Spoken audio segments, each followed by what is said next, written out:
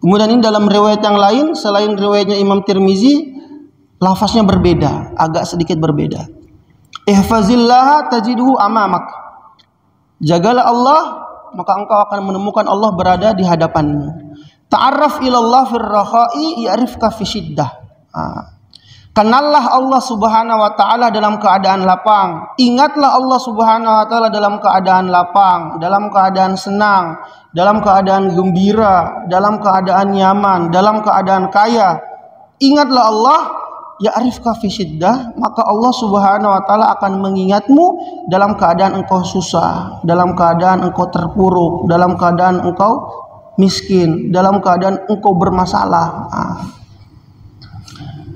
Jadi ini kunci dari baginda Nabi Shallallahu Alaihi Wasallam.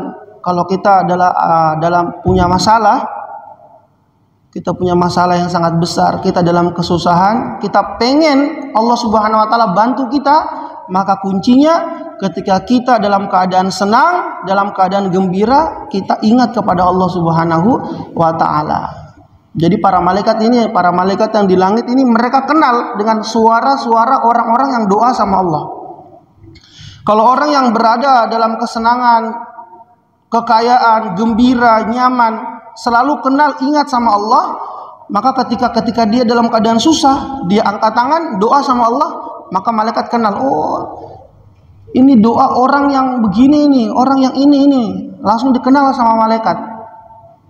Tapi kalau orang yang dalam keadaan gembira, dalam keadaan senang, dalam keadaan kaya, tidak pernah dekat sama Allah, ketika susah aja dapat kesusahan, dia punya perdagangan semuanya terbakar, dapat kesusahan, dapat bencana, langsung ingat sama Allah. Ketika dia angkat tangan, malaikat tidak kenal. Ini doa siapa ini?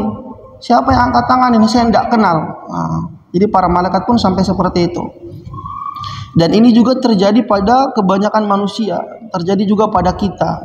Terkadang kita ini ingat sama Allah ini ketika kita dalam keadaan susah saja. Ketika kita dalam keadaan susah, dalam keadaan bangkrut, dalam keadaan yang sudah tidak bisa melakukan apa-apa lagi, maka kita ini dekat sama Allah. Kita langsung sholat, kita langsung zikir, baca Quran.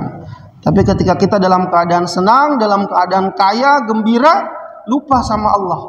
Sibuk dengan pekerjaannya, sibuk dengan hitung-hitung uangnya, sibuk dengan fasilitas-fasilitasnya, sibuk dengan kantornya, sehingga lupa kepada Allah Subhanahu wa taala. Ketika kita sudah dalam keadaan terpuruk, doa sama Allah, maka akan sulit diijabahi oleh Allah.